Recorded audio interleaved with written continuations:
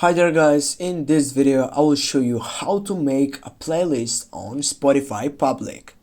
First guys, you need to go on the third selection that says your library. Go click on it, and then as you can see beside my profile photo I have on my left upper side the playlist selection. Click on playlists and here you can find your playlist on your Spotify account.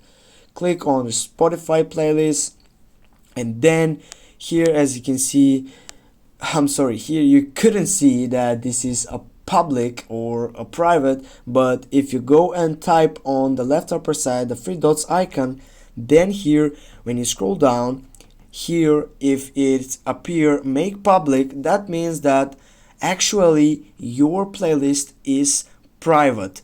But if you want to make it public, you need to go on the last selection and just click on it, and then the playlist is now public. Thanks guys for watching. Don't forget to hit that like and share the video. See you soon guys.